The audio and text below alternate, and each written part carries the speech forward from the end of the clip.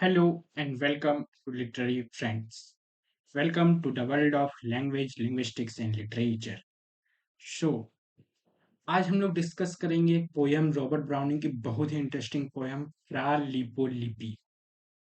ये पोयम जो है सो बेसिकली जैसे कि आप फिगर में देख पा रहे होंगे एक पेंटर थे 15th सेंचुरी के इनके ऊपर और इनके लाइफ स्टाइल और इनके लाइफ से इंस्पायर्ड है ठीक है। तो अब हम लोग इसमें आज की वीडियो में हम लोग देखने क्या-क्या वाले हैं, तो हम लोग देखेंगे इसका क्रिटिकल एनालिसिस, जिसमें कि प्रॉपर आपको बताया जाएगा क्रिटिकल एनालिसिस करना कैसे होता है एक पोएम का और कैसे आपको उससे अच्छे से अच्छा मार्क्स आ सकता है। इसी में हम लोग शॉर्ट समरी देखेंगे, ठीक है। इसके साथ ही साथ हम लोग डिस्कस करेंगे कि कैसे ये ड्रामेटिक मोनोलॉग है और साथ ही साथ इसका जो सारे इंपॉर्टेंट थीम्स है वो भी हम इसमें देखने वाले हैं, ठीक है। ये सारे नोट्स जो है सो हैंड रिटन है बट मैंने इसे क्या किया है टाइप कर दिया है आप लोगों के लिए ताकि आप लोगों को पढ़ने में आसानी हो। ठीक है, तो चलिए आज का लेक्चर शुरू करते हैं।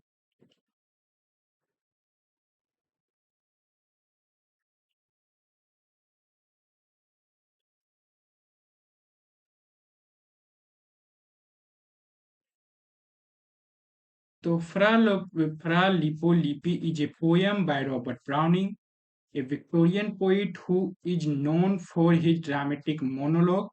The poem is based on the life and work of फिलोपो लिपि इसका नाम है, ठीक है। इसे कहीं फ्रा लिपो लिपि भी कहा जाता है। दो नाम से इसे एड्रेस किया जाता है। आप जिस नाम से आपको कंफर्टेबल हो आप उससे एड्रेस इसको कर सकते हैं, ठीक है। तो उसके ये क्या है 15th century Italian painter who was also a Carmelite monk, एक मॉन्क भी था, चर्च में रहता था, मॉन्क था। रॉबर्ट ब्राउनिंग, अब रॉबर्ट ब्राउनिंग के बारे में थोड़ा सा हम लोग देख लेते हैं कि आखिर वो थे कौन। Robert browning was a famous English poet and playwright who lived in who lived in 19th century. He is known for his mastery of dramatic monologue, a form of poetry in which the speaker reveals his or her character and thoughts through a single speech. एक single speech के द्वारा उसका जो character है वो लिखा वो उसका बोलता है, ठीक है। जैसे कि आप लोगों ने मोनोलॉग के बारे में हेमलेट में सुना होगा, ठीक है। हेमलेट में भी बहुत बहुत सी सारे इंटरेस्टिंग मोनोलॉग है। तो उसी तरह से ये भी एक पूरा मोनोलॉग है, ड्रामेटिक मोनोलॉग है। He also wrote psychological portrait of historical and fictional characters, often exploring their complex and conflicting motives. ठीक है, ये इनका एक थीम ये भी था कि ये साइकोलॉजिकल और कॉम्प्लेक्स एंड कंफ्लिक्टिंग मोटिव्स के बारे में लिखते थे। अब इनका जो इम्पोर्टेंट कुछ कुछ पोएम्स है वो देख लेते हैं। My last Duchess, Fra Lippo Lippi, the bishop order his tomb at Saint Praxed's church, the pied piper of Hamelin and ring and the book.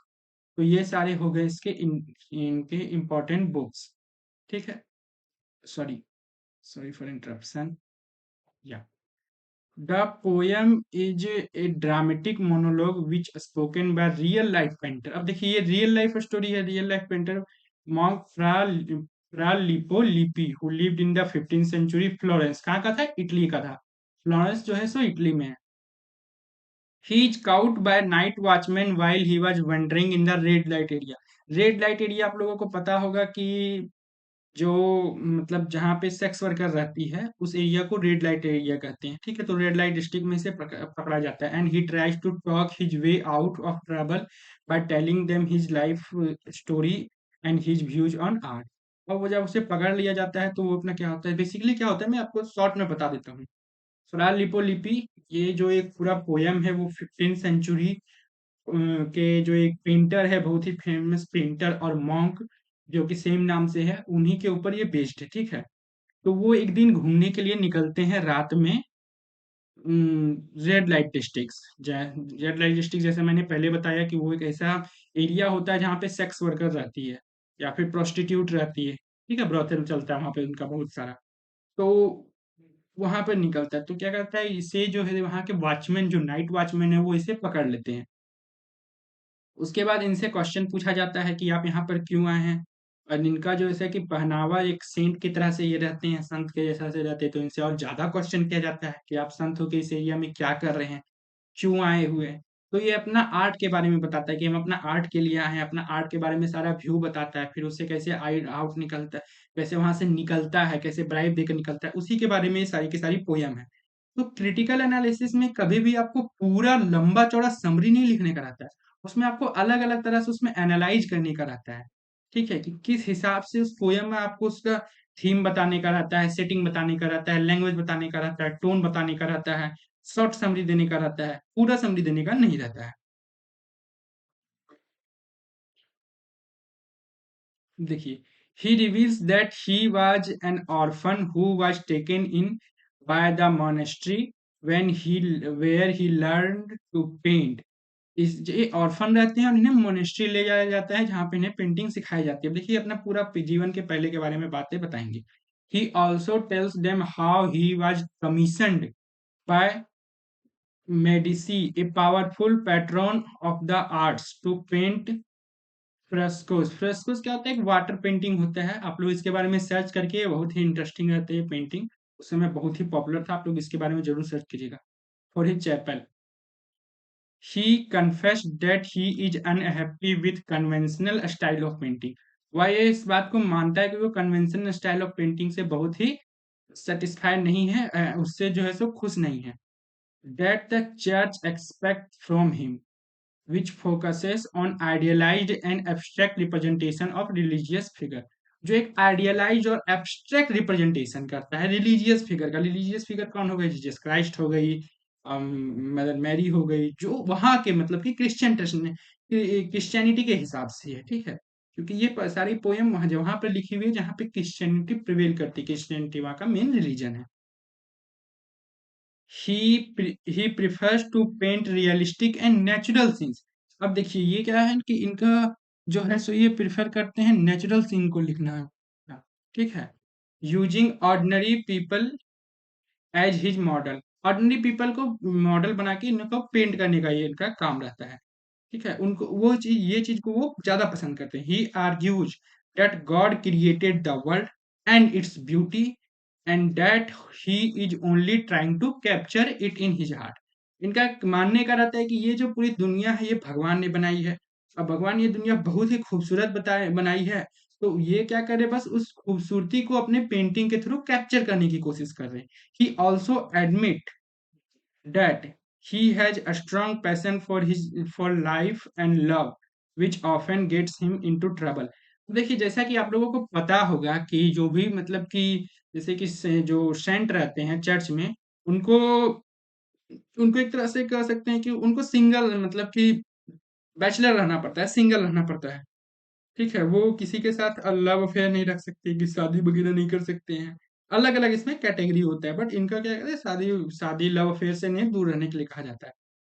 He asks the guard to let him go, promising to finish his painting and behave himself. वो guard को बोलते कि मुझे जाने दो, जैसे कि मैंने बताया कि इन्हें पकड़ लिया गया था रेड लाइट डिस्ट्रिक्ट में। तो बोलते कि मुझे जाने दो, मैं फिर पेंटिंग बनाऊंगा, आप लोगों पे भी एक पेंटिंग बनाऊंगा, ये भी एक पोयम में लिखा हुआ है। ठीक है, फिर अगेन वही बात।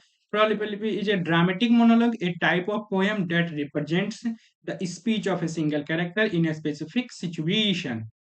ठीक है, the poem is based on the life and works of Filippo Renesca painter and work and monk who lived in Florence in the 15th century। ठीक है, वो सेम चीज यहाँ पे रिपीट हुई है, क्योंकि अब देखिए ये आपको बेसिक इतना समझाने के लिए मुझे ये सारी चीजें यहाँ पर लिखनी पड़ी। ठीक है, आपका मेन आंसर यहाँ से शुरू होता है। अगर आप चाहें तो इस पूरे पोर्शन को ओमिट कर सकते हैं अपने आंसर में। ठीक है, ये पोर्शन को आप ओमिट कर सकते हैं अपने आंसर के लिए। अब देखिए, अब हम लोग सीधा यहाँ से शुरू करते हैं। Who lived in Florence, तो ये सारी चीजें। The poem is divided into 4 section. Poem को 4 अलग-अलग भागों में बांटा गया है।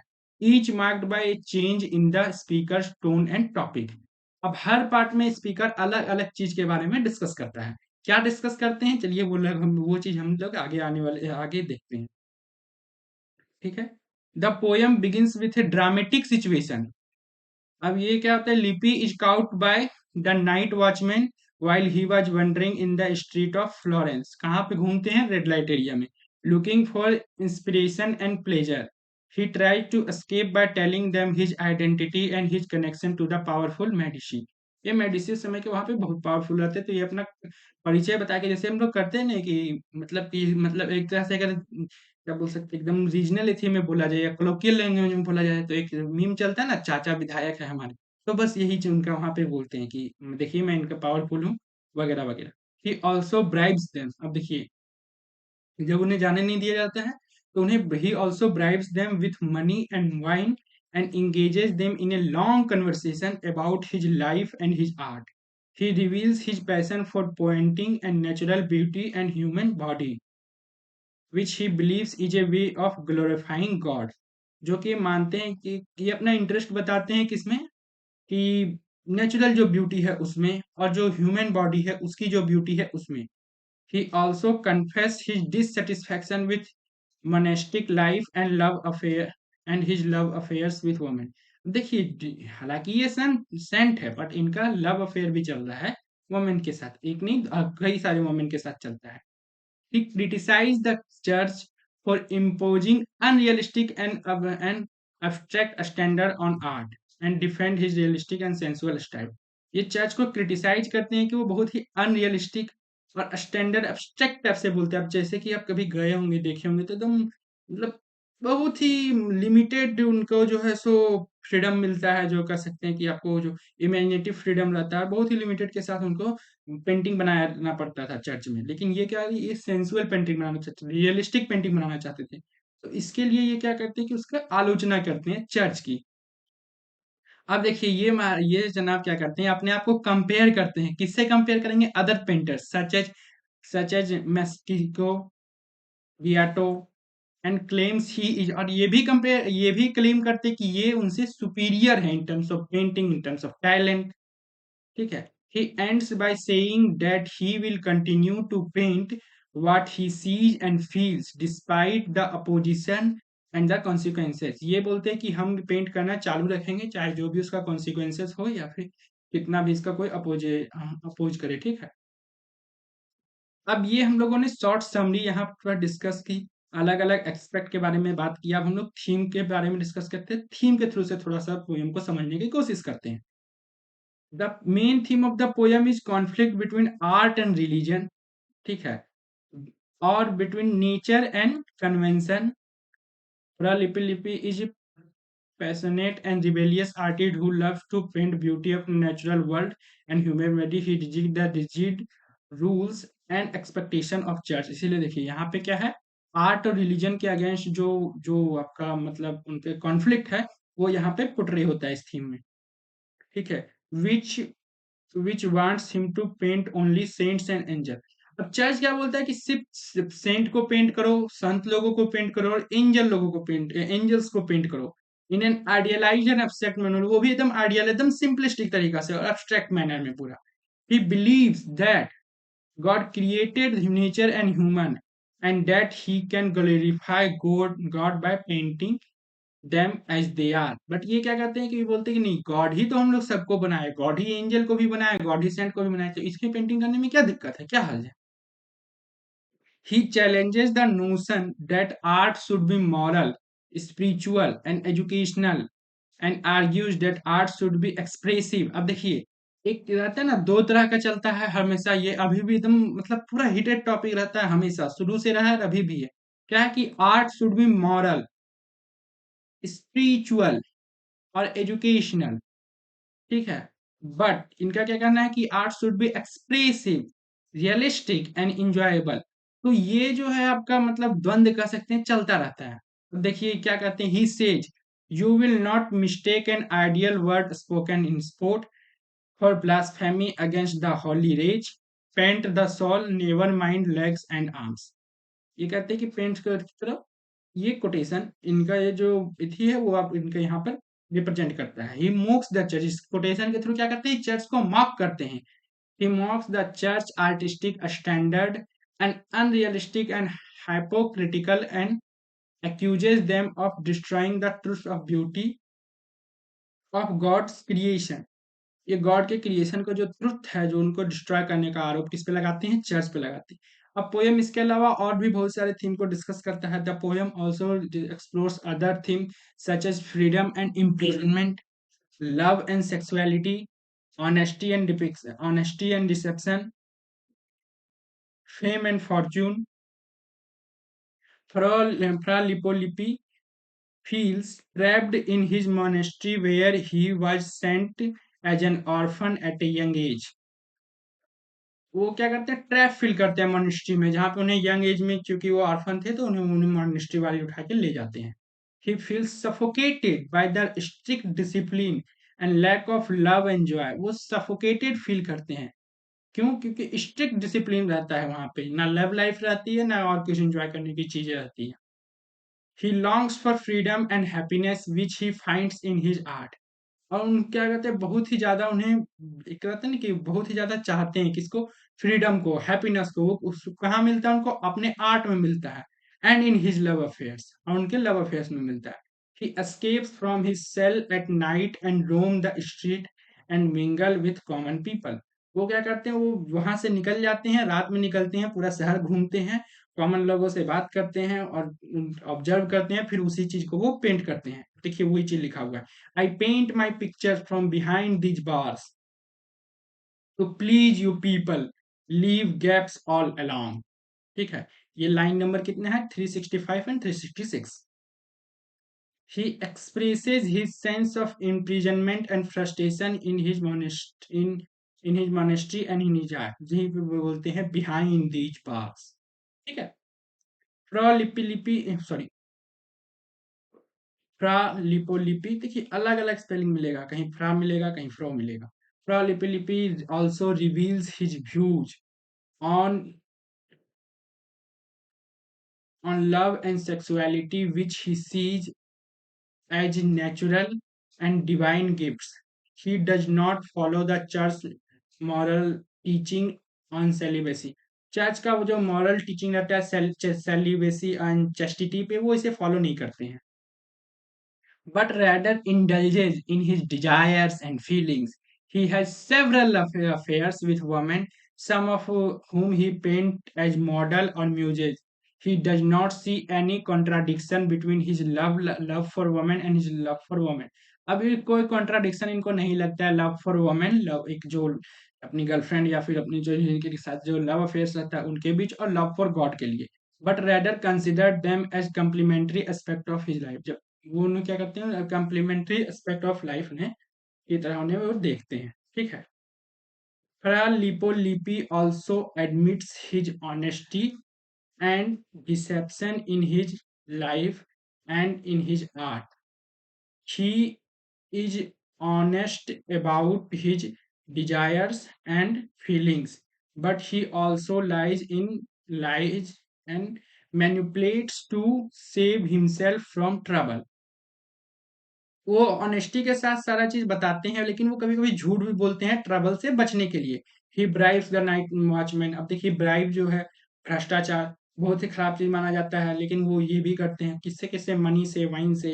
And tells them his identity, his connection to Medici family, his life story and views on religion. He also reveals his personality, his emotion, his conflicts and narrative. He says I am not a beast. अब देखिए इस line में वो अपने personality और emotions को reveal करते हैं। वो क्या कह रहा है, लिपि क्या कह रहा है, आई am not a beast in many things. वो कहते हैं मैं बहुत सारी चीजों में बीस्ट नहीं हूँ, शैतान नहीं हूँ। ही एक्नॉलेजेज हिज फ्लॉज एंड मिस्टेक, जबकि वो अपना मिस्टेक्स और फ्लॉज को भी एक्नॉलेज करते हैं। But he also boast of his art and fame. He says I M one of those who come of best. वो कहते हैं मैं उन लोगों में से हूँ जो हमेशा बेस्ट निकाल के देते हैं, मतलब बेस्ट रिजल्ट देते हैं। He shows his pride and humility, his confidence and insecurity, his sincerity and his irony। ठीक है, अब आगे Pralipolipi reflects on his fame and fortune which he enjoys and suffers from। तो वो क्या करते हैं, फेम और फॉर्चून जो इंजॉय भी करते हैं और सफर करते हैं, उसको भी वो रिफ्लेक्ट करते हैं। He is famous for his famous and successful painter who patronized by Medici family and admired by the people। he is also a wealthy and influential person who has money and power. ये सब सारी चीज है उनके पास, ये सारी positive expect हो गई, but he also suffers from his fame and fortune as a source of envy and danger. He worries that church और the state might punish him for his art. वो ये भी इनको डर लगा रहता है कि स्टेट या चर्च है उनको पनिश कर सकता है उनके आर्ट के लिए. अब हम लोग देखते हैं कि लिखा कैसे गया है, ठीक है, पूरा पोयम का स्ट्रक्चर क्या है. पूरा पोयम ब्लैंक वर्स में लिखा गया है, जो कि अनराइम्ड आयम्बिक पेंटामीटर यानी कि 5 वाले जो मीटर रहते हैं उसको ये यूज करता है. The poem uses various literary devices such as similes, metaphor, personification, alliteration, rhymes and rhythm to create vivid image and expressive speech. ठीक है. The poem also uses colloquialism, slang, exclamations, questions, and repetition to create conversational tone and to show speakers emotion. ये सारी चीजें use किया जाती है क्यों? Conversational tone को मेंटेन करने के लिए और स्पीकर के इमोशंस को इनहेंस करके दिखाने के लिए. The poem switches from humorous to serious, from sarcastic to sincere, from from defiant to humble, depending on the speaker mood and his audience. ठीक है. तो पोयम स्विच करते रहती है दो चीजों के बीच में. ठीक है. सीरियस टू, मतलब कि सरकास्टिक टू सीरियस, सिंसियर. ठीक है. The poem is full of vivid imagery and colourful language that reflect artistic vision and personality. He says, अब देखिए क्या कहते हैं. The old fat father with with ulcered leg, he got to hear of it and thundered, "You bring that book, I will burn you on the fire." ठीक है. ये हो गया. अब इमेजरी का यूज करते हैं किसका? फायर एंड वायलेंस का. कहां पर यूज कर रहे हैं? यहां पर देखिए. The the Carmine's my closeter, hunt it up, do hurry out if must show your zeal, whatever red deprives me of my chance. ठीक है. To paint a face like new saints. इसमें वो फायर एंड वायलेंस को represent करते. He also use imagery of animal and hunting to describe his rivals and enemies who interfere with his art. जो कि उनके art में interfere करते हैं. उन्हें कैसे ये रिप्रेजेंट करते हैं? एनिमल एंड हंटिंग के रूप में, कि वो एनिमल है, वो सारे एनिमल हैं, ये उनका हंट करेंगे, कि ये उनका शिकार करेंगे.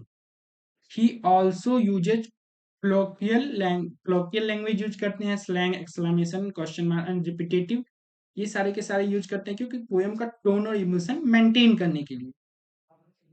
अब देखिए. The poem is also a character study of Fra Lippo Lippi, who emerges as ए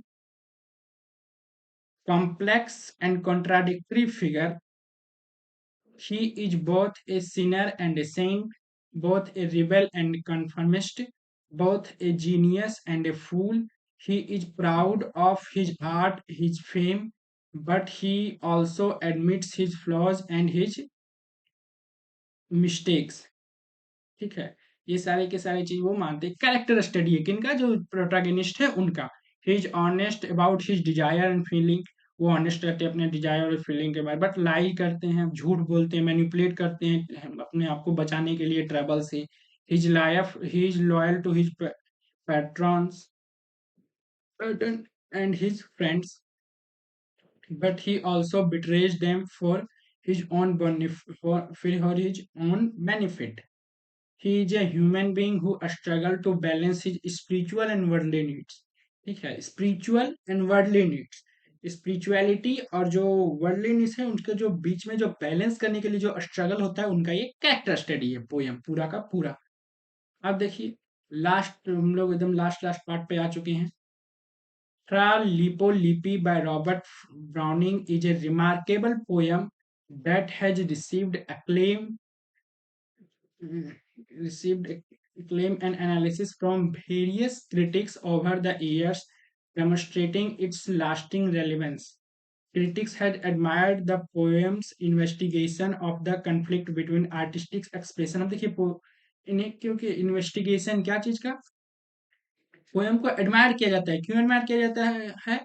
क्योंकि इसका artistic expression and religious restriction, जो इनके बीच जो कन्फ्लिक्ट है artistic expression and religious restriction के बीच में, उसके बीच जो कन्फ्लिक्ट है उसके लिए इस पोएम को एडमायर किया जाता है। Its advocacy of realism in art and its depiction of a complex human character in Fra Lippo Lippi. Furthermore आगे क्या कहता है कि Browning sharp social commentary exposing the hypocrisy of church.